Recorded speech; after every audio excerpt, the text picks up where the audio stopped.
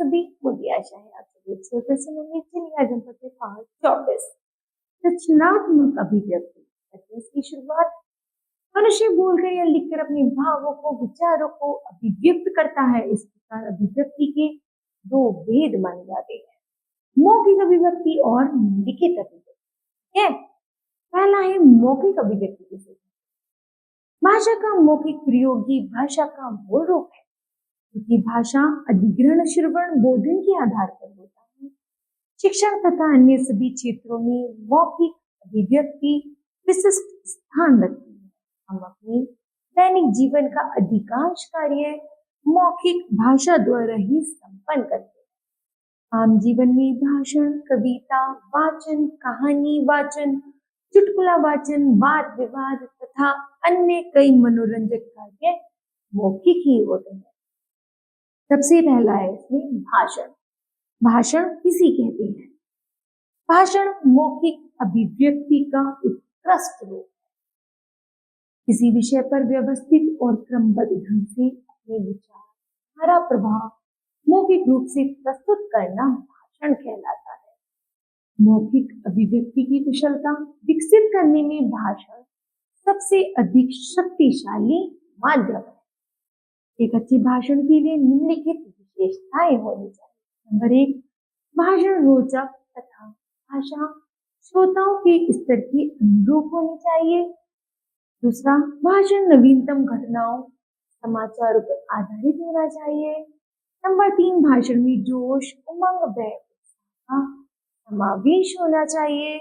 Number 5, भाषा में मुहावरे, लोकोक्तियां और सूक्तियों का प्रयोग अधिकाधिक होना चाहिए। भाषण के समय शारीरिक हवा, हाव भाव और चेहरे की भाव भंगिमा के द्वारा भाषण व्यवहार को प्रभावी ढंग से प्रस्तुत करना चाहिए। भाषण की तय सीमा में ही श्रोताओं को अपने हाव भाव से प्रभावित करने का प्रयास करना चाहिए। ठीक है। फिर है वाद विवाद किसे कहते हैं? किसी विषय के पक्ष या विपक्ष में तर्क वितर्क सहित अपने विचार प्रकट करना वाद विवाद कहलाता है। किसी दिए गए विषय के पक्ष या विपक्ष में अपने विचार प्रस्तुत करता है। वाद विवाद में अपने पक्ष की प्रस्तुति के समय निम्न विषयों पर विशेष ध्यान देना चाहिए। वाद विवाद के विषय को तार्किक शैली में प्रस्तुत करना चाहिए। प्रतिफल द्वारा प्रस्तुत तर्कों का विश्लेषण कर अपने मतों को प्रस्तुत करना चाहिए। पूर्व निर्धारित समय का पालन तथा केवल अध्यक्ष को संबोधित करना चाहिए। विरोधी वक्ता के तथ्यों का खंडन एवं अपने तथ्यों का मंडन करना चाहिए। पूर्व प्रवक्ता के लिए उचित विश्लेषणों का प्रयोग करना चाहिए। हास परिहास व्यंग्यात्मक शैली का अवसरानुकूल प्रयोग विरोधी पक्ष के खंडन में अत्यंत महत्वपूर्ण। अपनी प्रस्तुति प्रभावी वाक्य, उद्धरण या काव्य पंक्ति द्वारा समाप्त करना चाहिए। आगे है कविता वाचन या काव्य पाठ। कविता रचना प्रकृति प्रदत्त होती है, उसका उद्भव स्वर होता है। इसमें वज्र में उच्चारण की शुद्धता, आरोह अवरोह, यति गति आदि के सम्यक ज्ञान का विकास होता है। इसके भाग लेने पर निम्न बिंदुओं पर ध्यान देना चाहिए।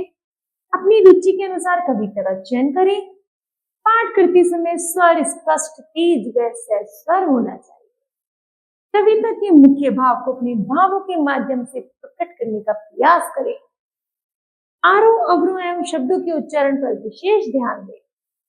श्रोतागण जो पंक्ति पसंद आए उस पंक्ति को अवश्य दोहराना चाहिए। ठीक है। आगे है संवाद, संप्रेषण एवं अभिनय। अभिनय और संवाद मौखिक अभिव्यक्ति की कुशलता के महत्वपूर्ण साधन है। संवाद का शाब्दिक अर्थ है परस्पर बातचीत। नाट्य विधा में संवाद की भूमिका का अत्यंत महत्व है। वास्तव में नाटक जैसी अभिनय प्रधान विधाओं में विभिन्न पात्रों द्वारा प्रेषित वार्तालाप को संवाद कहा जाता है।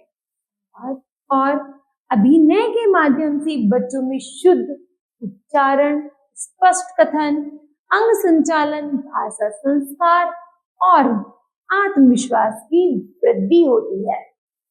प्रभावशाली संवाद, संप्रेषण एवं अभिनय के लिए निम्न बातों को ध्यान रखना आवश्यक है। पहला है, बातचीत अभिनय के समय पात्र के भावों को अनुरूप वाचन करना चाहिए।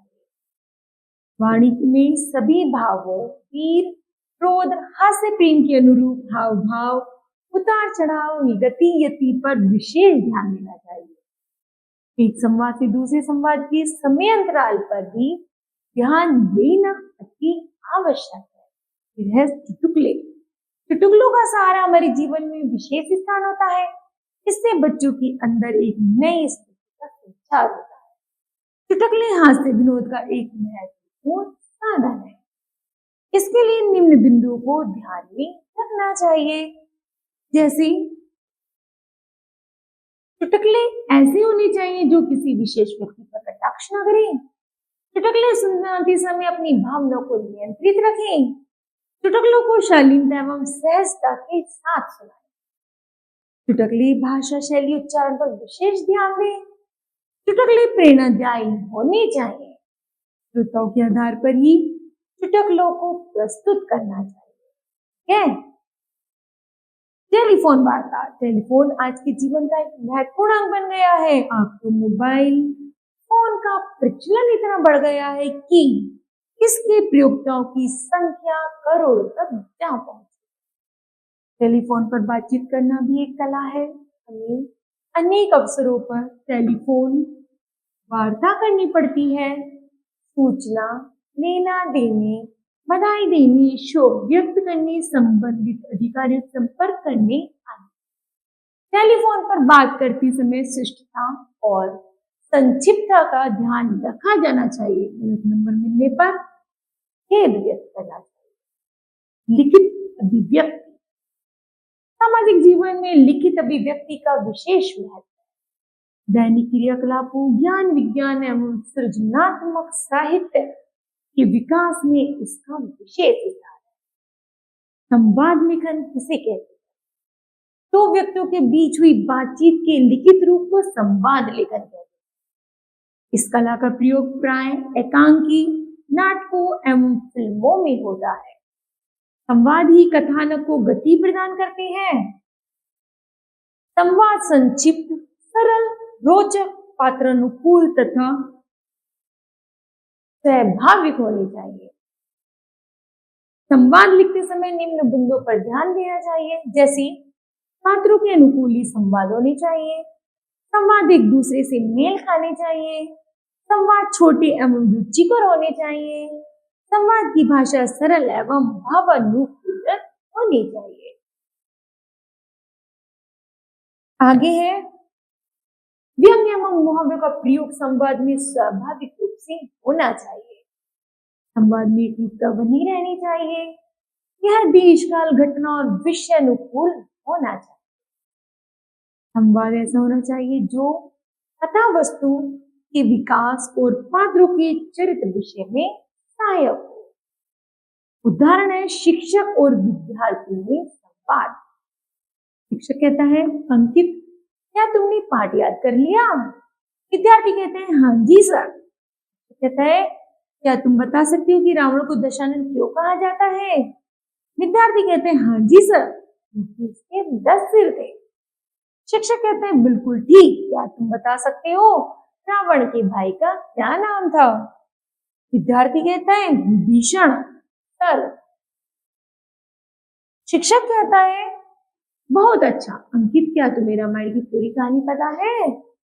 विद्यार्थी कहते हैं, हाँ सर, क्योंकि मेरी दादी मुझे ये कहानी सुनाती है और समझाती भी है। शिक्षक कहता है, तुम तो बहुत अच्छे बच्चे हो। क्या कक्षा में तुम रामायण की कोई घटना सुना सकते हो? विद्यार्थी कहते हैं, जी हाँ सर, मुझे राम का वन में शबरी से मिलना, उनके जूते पैर खाकर उन्हें प्रसन्न करने वाला प्रसंग बहुत अच्छा लगता है। शिक्षक कहते हैं, तुम बहुत होशियार हो अंकित, तुम बैठ सकते हो। अब आता है श्रुतलेख। श्रुतलेख किसे कहते हैं? श्रुतलेख का शाब्दिक अर्थ है सुनकर लिखना। इस लेख से विद्यार्थी में वर्तनी लेखन में निपुणता आती है, क्योंकि श्रुत लेख सुनकर लिखा जाता है। श्रुत लेखन में निम्न बातें ध्यान में रखनी चाहिए। उच्चारित ध्वनि पर अपना ध्यान केंद्रित करना। प्रीति शब्दों को लिखते समय उस शब्द के सभी संभावित पक्षों पर विशेष ध्यान देना चाहिए।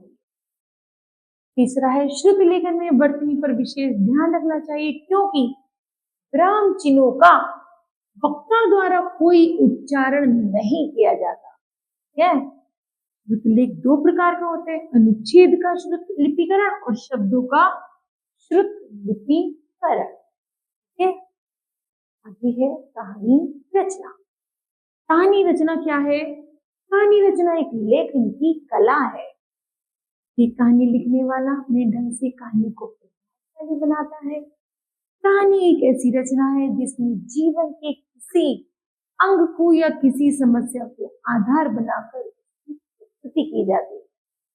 कहानी में पात्र होती है। कहानियां किस पर भी आधारित हो सकती हैं। कहानी लिखने के लिए निम्न बातों का ध्यान रखना चाहिए। रूपरेखा बनाकर कहानी रचना का अभ्यास करें। कहानी का आरंभ सरस होना चाहिए। आवश्यक घटनाओं को रोचक ढंग से प्रस्तुत करें। कहानी में संवाद छोटे और रुचिकर और उद्देश्यपूर्ण होने चाहिए। कहानी का अंत स्वाभाविक ढंग से होना चाहिए। कहानी की भाषा सरल और बोलचाल वाली होनी चाहिए। कहानी से कुछ ना कुछ शिक्षा अवश्य मिलनी चाहिए। क्या? मुझे आशा है बच्चों यह पाठ समझ आया होगा। धन्यवाद।